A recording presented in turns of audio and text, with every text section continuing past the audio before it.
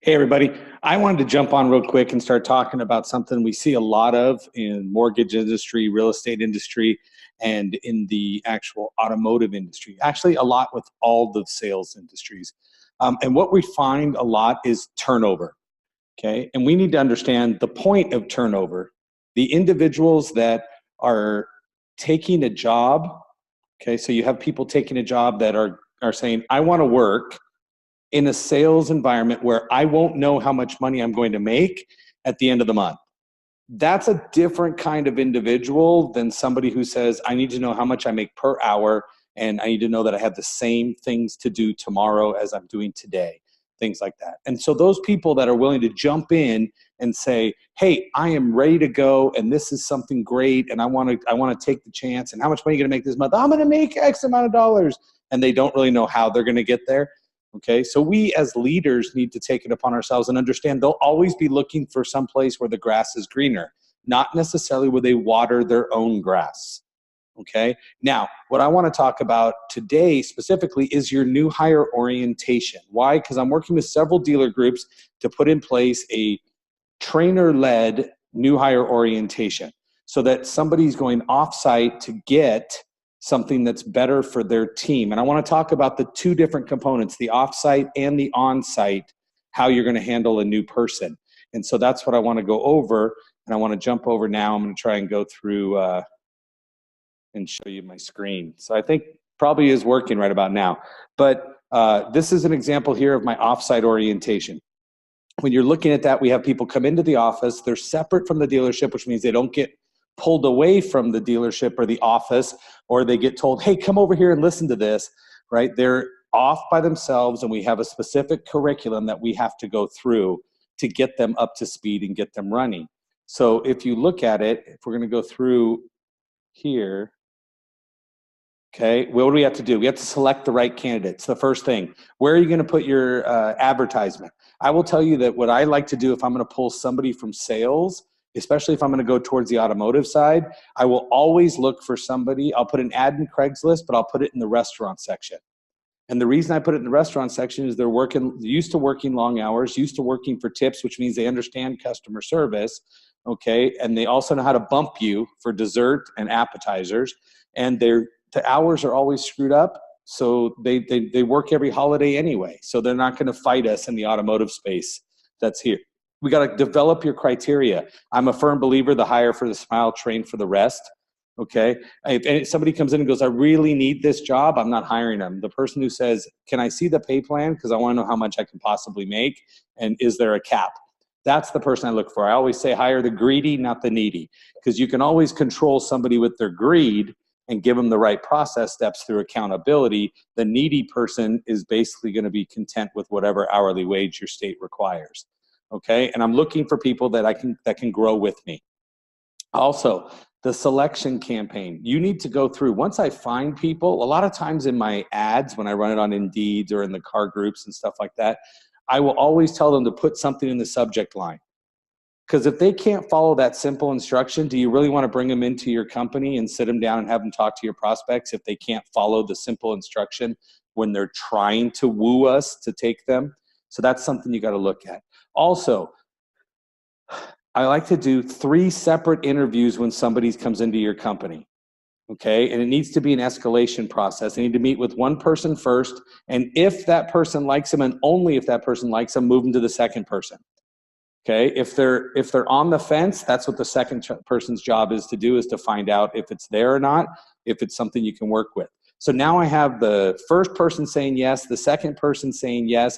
Now we move on to the third person. If you do all of these, now granted, all of my interviews are pretty lengthy because I know that everybody has about 20 minutes worth of BS that they themselves can fake with, right? And so I'll always make sure my interview section is longer than 20 minutes. I also divvy up questions within the company to say, when you come in and interview, you're going to interview with somebody. I'm going to give them a certain set of questions so that I'm not duplicating the questions again. I always throw one question in that's going to be the same for all 3 so we can see if the answer stayed the same throughout the process.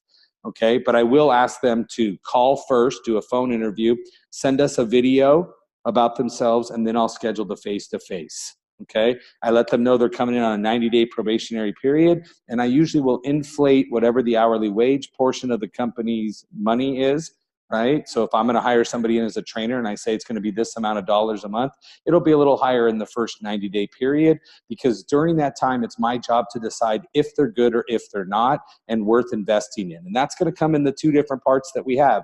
But a lot of it has to be done during what I call my part, which is the offsite part, where we're going through. If somebody doesn't show an actual aptitude for what we're doing, kill it right away.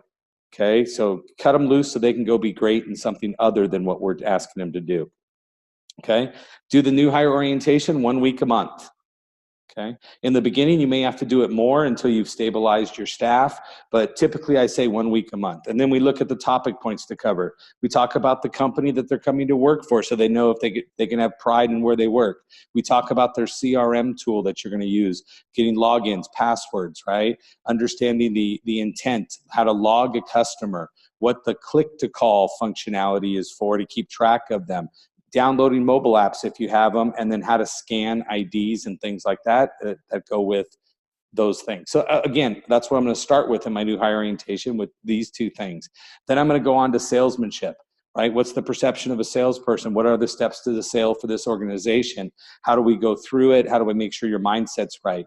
Internet, what process do we use for people that contact us via the internet and via email? And then we go to phone training. Phone training, exactly what is it says, right? Inbound and outbound calls.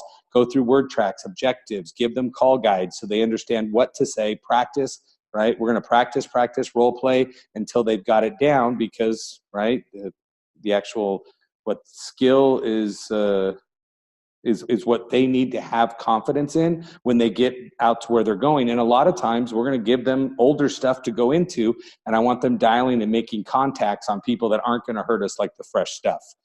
Okay, and that's what we're going to go through. I also go over in the automotive space, we do vehicle trade-in. This is actually for a dealership group. I pulled this up. So vehicle trade-in process, what are we doing? What paperwork is necessary? What applications are we using for it? And then the Go Green report, right? Every employee should be graded every month on a red, yellow, or green status. So if you spend 3 months in a row in the red status, bye-bye. Okay, the yellow status just means you're doing exactly what you're supposed to be doing. The green process is the goals that we set for them are their 90-day average plus 10%. So somebody going green has gone above and beyond what they've been traditionally doing, and they're investing in themselves, and they're helping the store or the company to get better, and that's what we look for. Okay, we generate pass-fail criteria, so it's not as subjective or objective, it's very subjective, so we can get them to actually understand that, and they can graduate with a certificate once they get through this.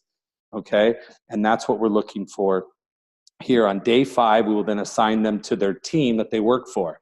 Now, here's where it's going to get tricky, and it's going to have to be something set up. And again, it's a very easy process. I've done it in several companies where I was in charge of it. What is it that happens to a person that comes in? It's not about go hang out with this guy and do what he does. Go stand outside and greet the customer, right? That'll be the best thing for you. That's not going to help us. That's not going to get you somebody that'll stick around. And we've already invested enough in this person by doing 5 days of training and all the hiring and the ads and the things that we had. So we definitely want to make sure we get through that. I'm going to say on-site orientation. What am I doing with that person? Okay, so I'm not going to read a slide to you. I'm going to talk to you about what we do. Okay, so whoever's in charge of that department is going to find an employee that they currently have in that role that clocks in and out correctly, that uses the CRM tool to update and keep everybody in tune with what they're doing with their clients, right? They're somebody that actually follows your process, somebody that's good at your process and delivers results. So they answer the phone the way you want them to answer the phone. They answer the internet correspondence the way you want them to. They text customers professionally, and they do things right. And all of their notes and all of their stuff is there, so we can always find out what happened. So if somebody called in on their day off, can you pull up your client database and see what was the last thing that they were calling for? It's that person. And it's got to be somebody that has a great attitude. So it's somebody you would want to duplicate. So I'm going to grab that person. I'm going to say, guess what? You are now my mentor. You're the mentor, and I'm going to assign you a mentee.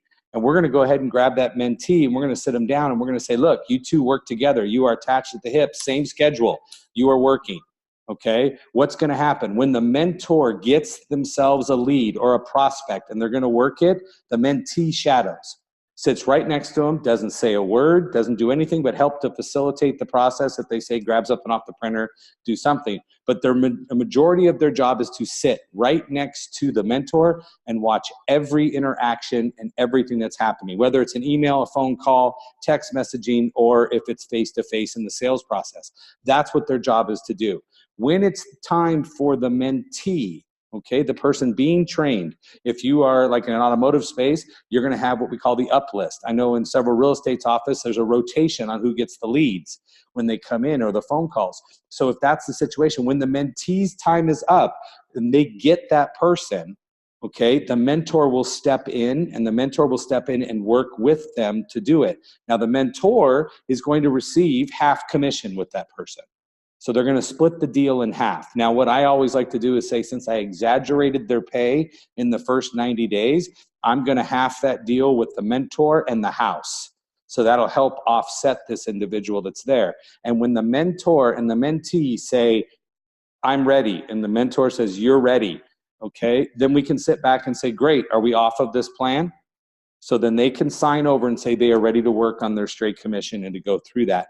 But every week we're going to meet with those two people and say, are you ready? Are you ready? Are you ready? And when the mentee says, I am ready, I know what to do, now I have somebody with the right attitude, with the right process, with the right tools, and they can actually use it. And that's going to help me to do what? Get the person into the position the best possible. Even if it took a month, right? Stop and look at how much your turnover is costing you.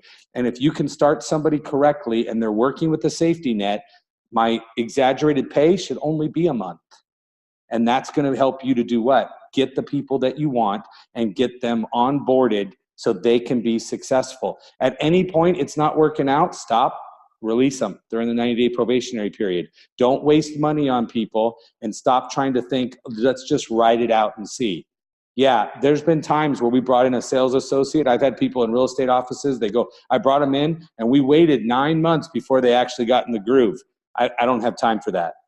Okay, that person can go someplace else, work for 9 months and come back and go, well, you guys invested the most into me. That's where I'm going to come back and do that. So just let them go.